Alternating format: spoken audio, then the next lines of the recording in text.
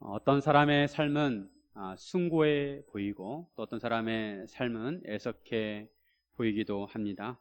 지난주에 애국지사 황기환 지사의 유해가 100년 만에 우리나라에 오게 되었습니다. 몇 년 전에 드라마 미스터 선샤인의 주인공인 유진 초이의 실제 인물로 알려져 있습니다.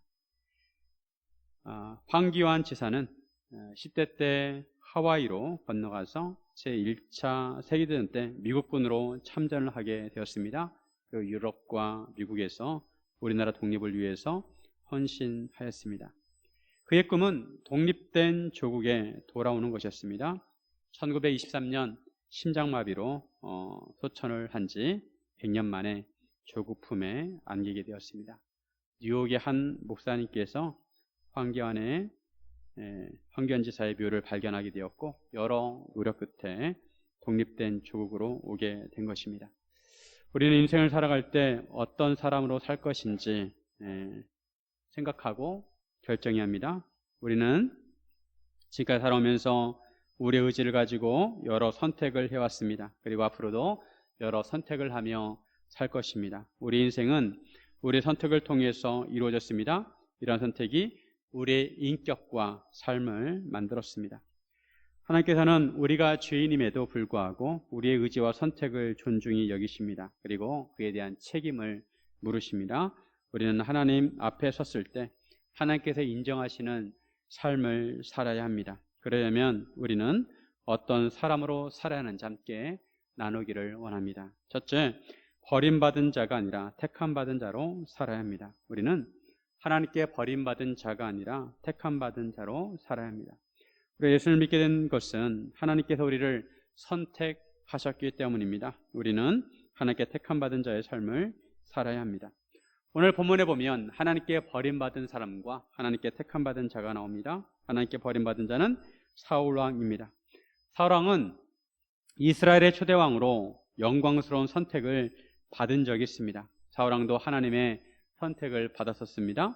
하지만 사울왕은 이스라엘 왕으로서 하나님의 말씀에 순종해야 했지만 그렇지 못했습니다. 사울왕은 하나님께서 정하신 율법을 지키지 못하고 하는 말씀에 불순종하였습니다.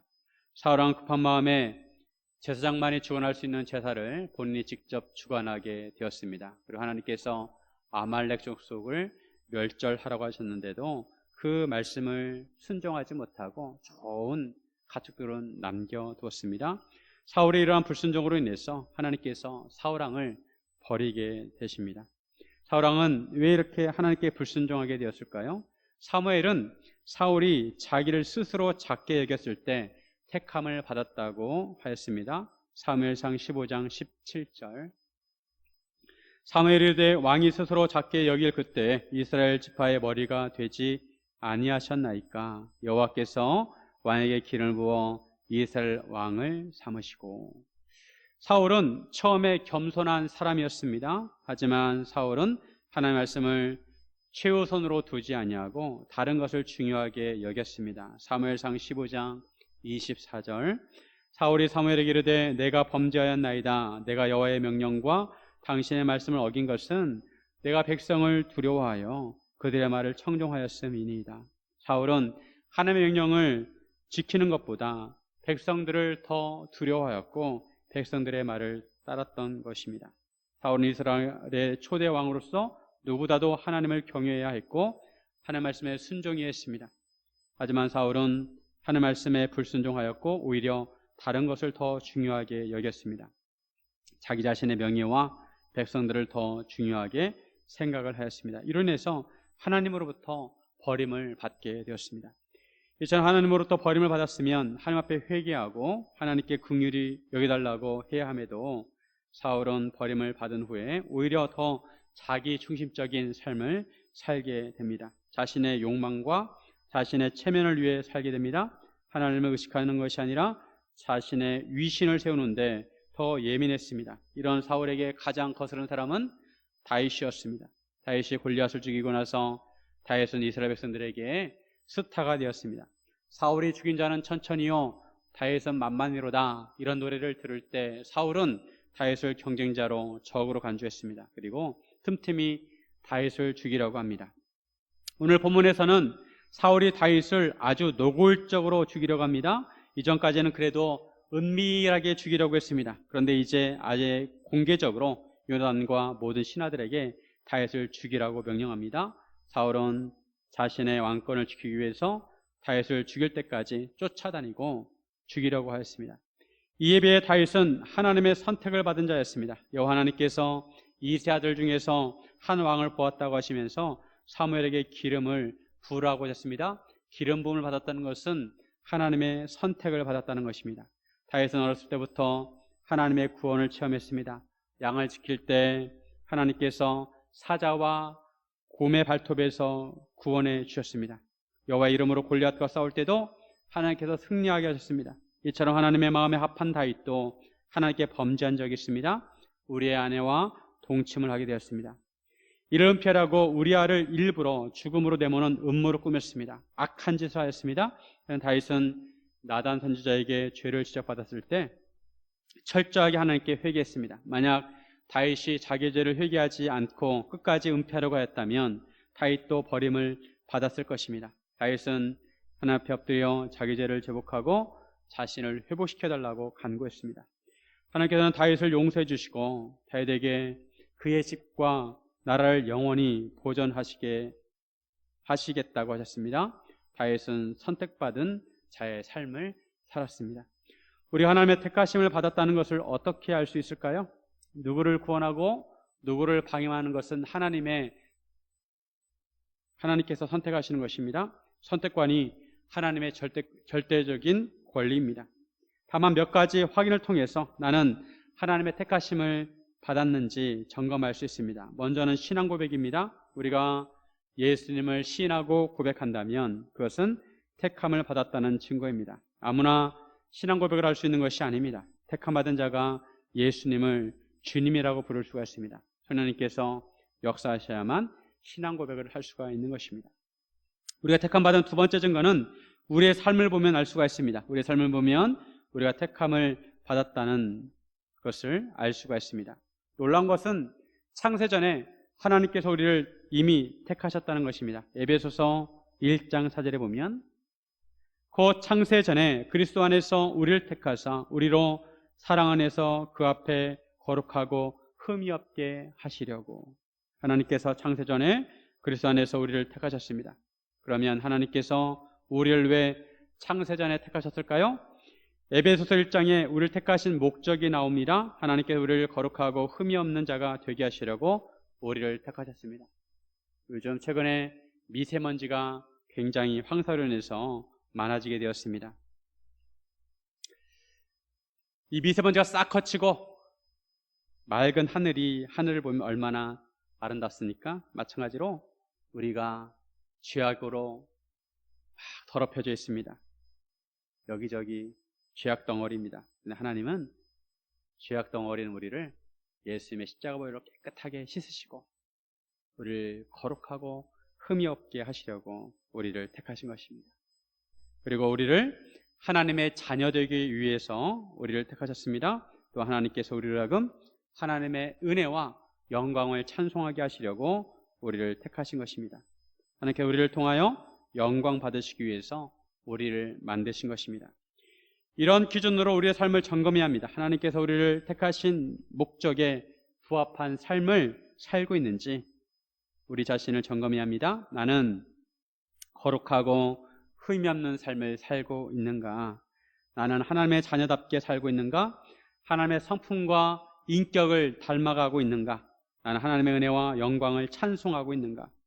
이런 삶을 살거나 살려고 한다면 그런 사람은 하나님의 택하심을 받은 자라고 할 수가 있습니다. 그런 사람들은 금수저, 흙수저라는 말을 사용합니다. 금수저는 태어날 때부터 좋은 환경에 태어난 사람을 말합니다. 흙수저는 환경이 변변치 않아서 아무리 발부동쳐도 삶이 빡빡합니다. 오늘날 신분 계급은 없지만 사람들은 경제적인 기준으로 신분을 나눕니다. 금수저는 택함받은 사람들로 여기고 흙수저는 그렇지 못한 사람들로 여겨집니다. 이런 기준으로 보면 오늘 본문에서 사울은 금수저입니다. 사울은 처음에 이스라엘 왕으로 택함을 받았습니다. 사울은 유력한 가문의 출신입니다. 그에 비해 다윗은 흑수저입니다. 사람들의 주목을 받지 못했습니다. 집안에서 막내로서 푸대접을 받았습니다. 하지만 하나님께서 사울 왕을 버리셨고 목동인 다윗을 택하셨습니다. 사울은 버림받은 자의 삶을 살았습니다.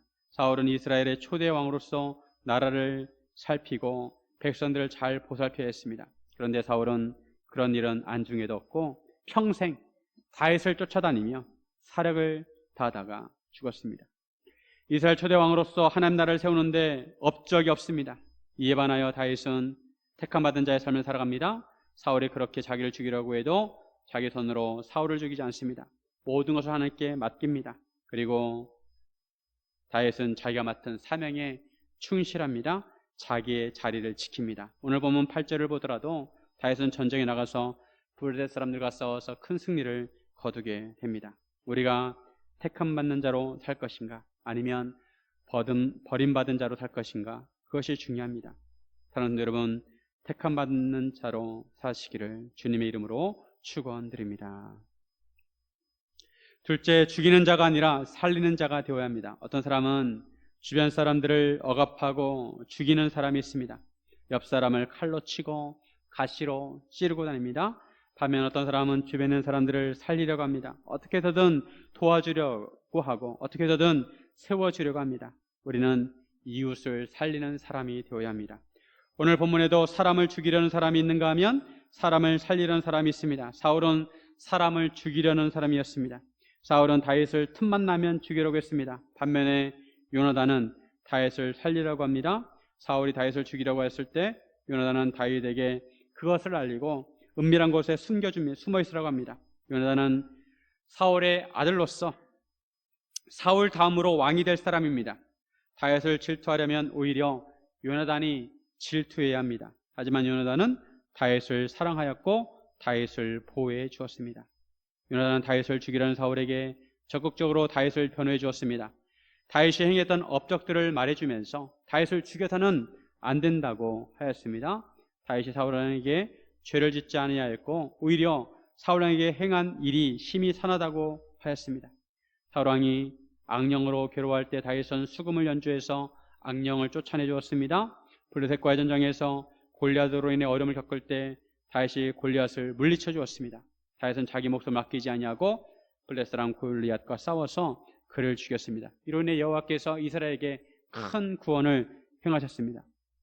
이런 다윗을 죽이는 것은 무지한 피를 흘리는 것이고 범죄하는 것이라고 했습니다. 사울은 요나단의 말을 듣고 여호와께서 살아계심을 두고 다윗을 죽이지 않겠다고 맹세를 합니다. 그런데 이런 사울의 맹세는 오래가지 못합니다. 사울은 자기 손에 단창을 던져서 다윗을 벽에 박으려고 했습니다. 아주 노골적으로 다윗을 죽이려고 했습니다. 다윗은 사울의 창을 피하여 자기 집으로 도망을 갔습니다. 그러자 사울은 전령들을 다윗의 집에 보내서 아침에 매복해 있다가 다윗을 죽이라고 합니다. 그런데 이번에는 사울의 딸 미갈이, 즉 다윗의 아내 미갈이 다윗을 보호해 줍니다. 미갈은 다윗을 창에서 달아 내려서 피하여 도망을 가도록 합니다. 대신에 미갈은 우상을 가져다가 침상에 놓이고 염소털을 머리에 씌우고 의복으로 그것을 덮었습니다. 사울의 전령들이 다윗을 잡으려고 하자 미갈은 그가 병들었다고 합니다. 사울이 침상째 자기에게로 들고 오라고 합니다. 근데 그제야 다윗이 도망간 것을 알게 되었습니다. 미갈은 다윗을 도피할 시간을 만들어 주었습니다. 이처럼 사울 왕은 다윗을 죽이려고 하였고 그의 자녀들 요나단과 미갈은 다윗을 살리려고 했습니다. 다 같은 가족인데 누구는 다윗을 죽이려고 하고 누구는 다윗을 살리려고 합니다. 이 둘의 차이는 무엇일까요? 사울은 다윗을 죽이려고 했습니다. 사울은 다윗에 대한 질투와 시기가 극에 달했습니다. 반면에 요나단과 미갈은 다윗을 사랑했습니다. 시기와 질투는 사람을 죽이지만 사랑은 사람을 살립니다. 사람을 죽이려고 하는 사람은 시기와 질투가 가득하고 마음의 분노와 원망이 가득합니다. 자기 욕심과 욕망에 이끌려 살아갑니다. 다른 사람의 안전과 생명에는 관심이 없습니다. 최근에 나오는 뉴스들을 보면 참 기가 막힌 사건들이 많습니다. 참 세상이 무서운 세상이 되었습니다. 청부살인을 하기도 하고 학생들에게 마약이 된 음료수를 나눠주기도 합니다. 이로 인해 학교에서는 학생들에게 길거리에서 나눠주는 것을 받지 말라고 공문을 내렸다고 합니다. 학생들을 전도할 때 사탕이나 과자들을 전도주와 함께 주는데 학생들이 그런 교육을 받으니까 잘 받으려고 하지 않습니다. 세상이 약하니까 전도하는 데 어려움이 있습니다. 폭행과 도둑질과 강도와 살인사건 등 사람을 해치는 뉴스들이 쏟아져 나옵니다. 코로나가 한창일 때 어떤 사람은 자기가 코로나에 걸렸다는 것을 알고 일부러 이웃집 문들의 손을 잡으면서, 문잡이를 잡으면서 이웃 사람들도 코로나에 걸리도록 한 사람도 있습니다. 예수님께서는 형제에게 노하는 자마다 심판을 받게 되고 미련한 놈이라 하는 자는 지옥불에 들어갈 것이라고 하셨습니다. 마태복음 5장 21절과 22절에 보면 옛사람에게 말한 바 살인하지 말라. 누구든지 살인하면 심판을 받게 되리라 하였다는 것을 너희가 들었으나 나는 너희에게 이르노니 형제에게 노하는 자마다 심판을 받게 되고 형제를 대하여 나가라 하는 자는 공회에 잡혀가게 되고 미련한 놈이라 하는 자는 지옥불에 들어가게 되리라. 구약에서 하나님의 백성이 꼭 지켜야 하는 10계명을 주셨습니다. 그런데 예수님은 이 10계명을 더 강화하셨습니다. 겉으로나 행동으로 드러난 것만 죄가 아니라 마음으로 남을 해치거나 미워하는 자도 죄가 된다는 것입니다. 형제에 대하여 나가라 하는 자는 공회에 잡혀가고 노하는 자마다 심판을 받게 되고 미련한 놈이라 하는 자는 지옥불에 들어가게 된다는 것입니다. 나가라는 것은 욕입니다. 욕. 요즘 한국 욕이 전 세계에 퍼지고 있다고 합니다. 한국 드라마가 인기니까 드라마에 나오는 한국 욕을 세상 사람들이 다 알고 있습니다. 오히려 예수님은 약한 자를 대적하지 말고 원수도 사랑하라고 하셨습니다. 하나님의 백성의 가장 기본적인 계명은 하나님을 사랑하고 이웃을 사랑하는 것입니다. 하나님을 사랑할 때 우리의 마음을 다하고 목숨을 다하고 뜻을 다하고 힘을 다하여 하나님을 사랑해야 합니다. 이웃을 사랑할 때는 자기 자신같이 사랑해야 하라고 하셨습니다. 이웃을 사랑하는 것에 대해서 예수님께서는 선한 사마리아인의 비유를 말씀해 주셨습니다. 예루살렘에서 여리고로 내려간 어떤 사람이 강도를 만나서 다 뺏기고 죽게 되었습니다. 그런데 제사장과 레위인은 그것을 지나가다가 멀리 돌아서 갑니다. 그런데 한 사마리아인은 강도 만난 사람에게 다가가 그 상처를 싸매주고 자기 나귀에 태워서 그를 주막에 데려가서 극진히 간호해 줍니다. 사랑이 사람을 살리는 것입니다. 이웃을 사랑하려면 이렇게 사랑하라는 것입니다. 우리는 원수까지도 사랑해야 합니다. 예수님께서 원수도 사랑하라고 하셨습니다. 집안에 원수 같은 사람이 있습니다. 왼수같이 여겨지는 사람이 있습니다. 누가복음 15장에 보면 둘째 아들이 아버지에게 상속권을 요구합니다. 아버지를 보고 일찍 죽으라는 것과 같습니다. 아버지가 죽게 되면 받게 될 재산을 미리 달라는 것입니다. 그 재산을 받아서 먼 날에 가서 다 탕진해버립니다. 그리고 거지 중에 상거지가 되어서 집으로 돌아옵니다. 둘째 아들은 아버지에게 깊은 상처를 주었습니다. 그런데도 아버지는 저 멀리 아들이 돌아오는 것을 보고 달려가서 목을 안고 입을 맞춥니다. 아들에게 좋은 옷을 입혀주고 가락지를 끼워주고 신발을 신겨줍니다. 그리고 살진 송아지를 잡아서 잔치를 해줍니다. 어떻게 자기에게 상처를 준 아들에게 아버지가 이렇게 할 수 있을까요? 원문에 보면 아버지가 아들을 치근히 여겼다 말씀합니다. 치근히 여겼다. 불쌍하게 여겼다는 것입니다. 아버지는 둘째 아들을 치근히 여기고 그를 사랑해 주었습니다. 이 이야기를 흔히 돌탕이라고 합니다. 돌아온 탕자 이야기입니다. 그런데 예수님께서는 실제로 돌아온 탕자 같은 우리를 위하여 자기의 목숨을 내어 주셨습니다. 우리를 위하여 십자가에 달려 돌아가셨습니다. 그 정도로 우리를 사랑하신다는 것입니다. 우리가 아직 원수 되었을 때 우리를 위하여 죽으시고 우리를 구원하시기 위해서 다시 살아나셨습니다. 우리를 살리시고 우리에게 생명을 줬습니다. 그리고 우리에게 사랑하라고 하십니다. 서로 사랑하라. 이로써 너희가 내 제자인 줄 알 것이라고 하셨습니다. 사랑하는 여러분, 사람을 살리는 자가 되시기를 주님의 이름으로 축원드립니다. 셋째, 악령이 아니라 성령님의 사람이 되어야 합니다.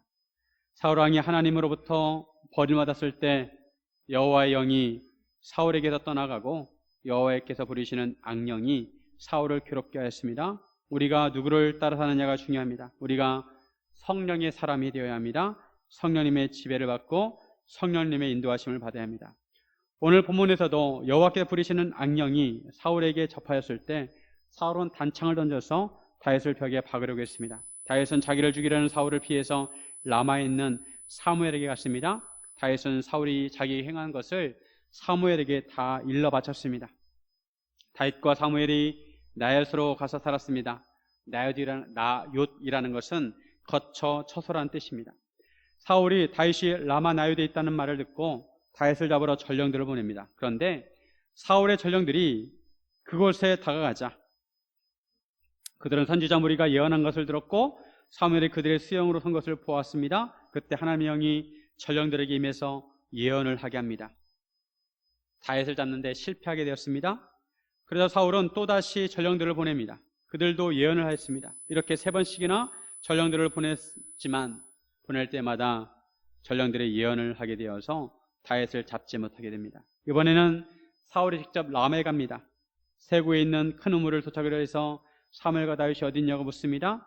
라마 나요드에 있다는 말을 듣고 사울이 라마 나요드로 갈 때 하나님의 영이 사울에게 임해서 라마 나요드에 이르기까지 걸어가면서 사울도 예언을 하게 됩니다. 그리고 사울은 그의 옷을 다 벗어버리고 사무엘 앞에서 예언을 하며 하루 밤낮으로 벗은 몸으로 누워 있었습니다.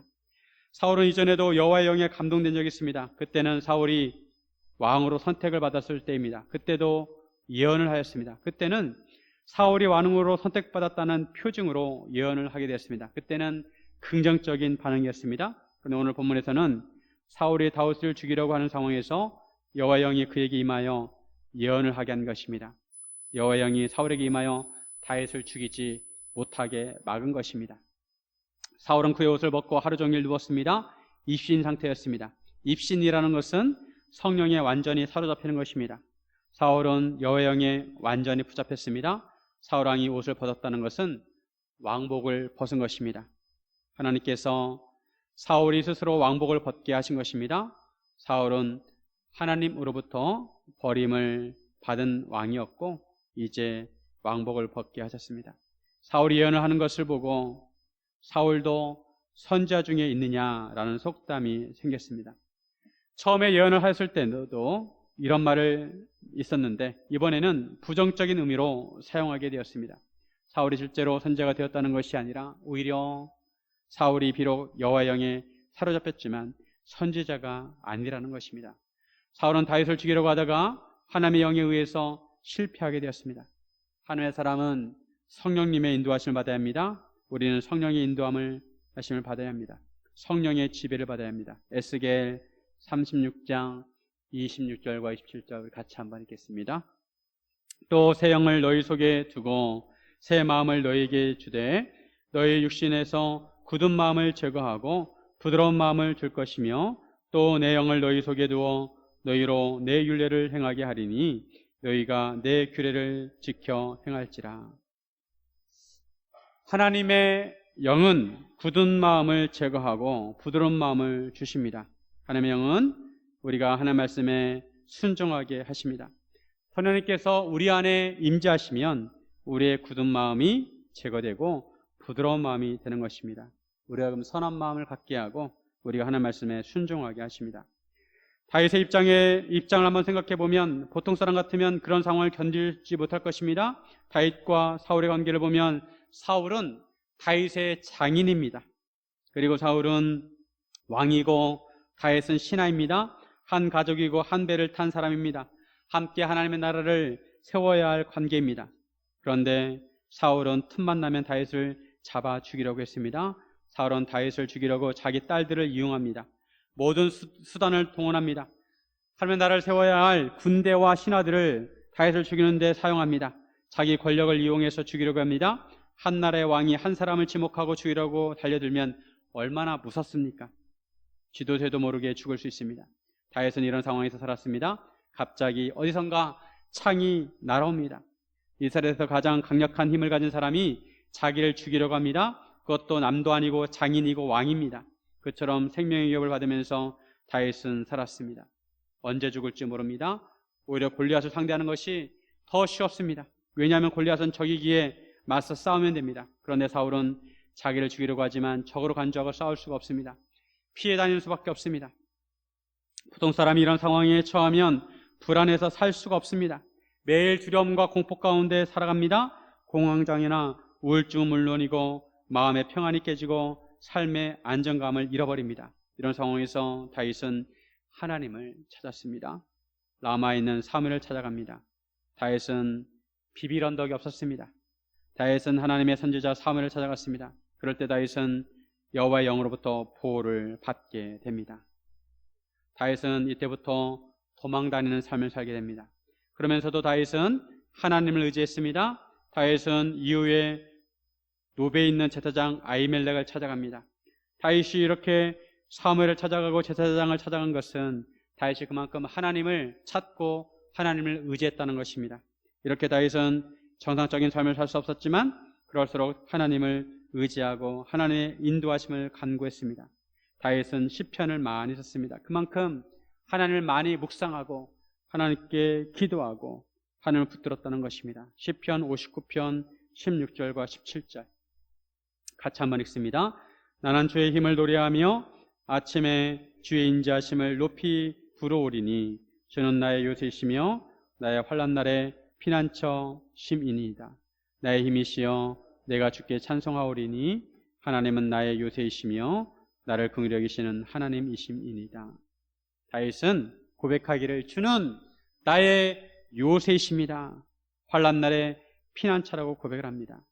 이 시편의 표제를 보면 사울이 사람을 보내어 다윗을 죽이라고 그 집을 지킨 때, 즉 오늘 본문에 보면 사울이 사람들을 보내서 다윗 집을 지키고 있다가 매복했다가 아침에 다윗이 나오면 다윗을 죽이라고 명령을 했는데 바로 그때 다윗이 지은 시라는 것입니다.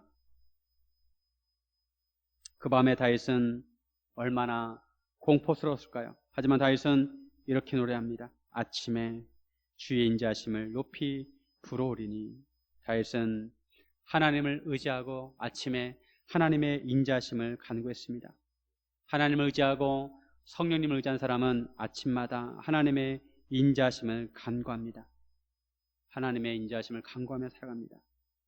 사울은 악령의 지배를 받았지만 다윗은 하나님의 영으로 인도를 받았습니다. 사울은 가장 좋은 선택을 할 수 있는 환경에 처해 있었습니다. 그럼에도 그는 가장 불순종했습니다.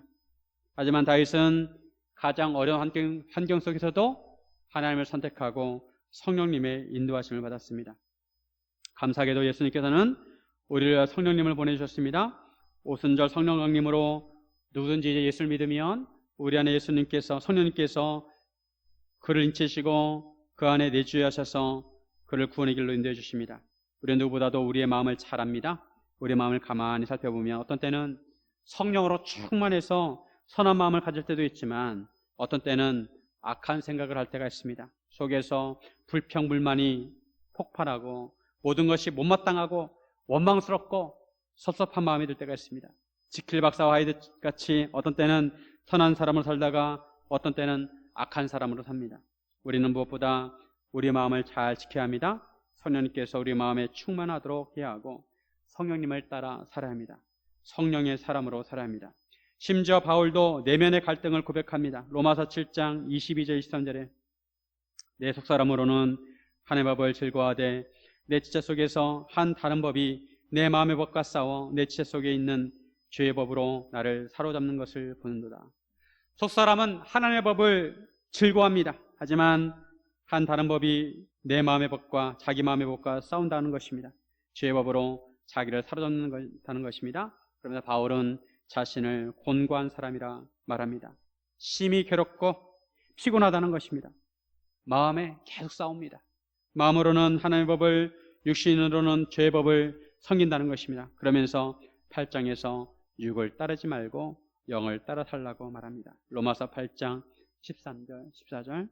너희가 육신대로 살면 반드시 죽을 것이로되 영으로서 몸의 행실을 죽이면 살리니 모두 하나님의 영으로 인도를 받는 사람은 곧 하나님의 아들이라. 육신대로 살면 반드시 죽을 것이로되 영으로서 몸의 행실을 죽이면 살리니 우리는 하나님의 영으로 인도함을 받아야 합니다. 성령님을 따라 살아야 합니다. 하나님의 말씀을 아는 것이 중요한 것이 아니라 말씀대로 사는 것이 중요합니다. 성령을 따라 산다는 것은 말씀대로 순종한다는 것이고 말씀대로 산다는 것입니다. 예수님 당시에 율법을 가장 잘 알고 있던 대제사장과 서기관들은 예수님을 죽이려고 혈안이 되어 있었습니다. 사람을 죽이려고 혈안이 되어 있었습니다. 하지만 예수님은 생명을 살리는 사역을 하셨습니다. 자신의 생명을 들여서만 십자가에 매달리면서까지 생명을 살렸습니다. 사람들에게 버림받은 사람들에게 다가가셔서 그들을 존귀하게 하시고 생명을 얻게 하셨습니다. 이 세상에서 꽃도 아름답고 밤하늘의 별도 아름답지만 그보다 더 아름다운 것은 믿음으로 사는 숭고한 삶입니다. 그러기에 예수님의 삶이 가장 아름답습니다. 우리가 하루하루 살아가고 있습니다. 매일 매 순간마다 우리는 선택해야 합니다. 우리는 하나님의 자녀로 예수님의 제자로 믿음의 삶을 살아가야 합니다. 사랑하는 여러분, 택함받는 자의 삶을 사시고 사람을 살리시고 성령을 따라 사시기를 주님의 이름으로 축원드립니다.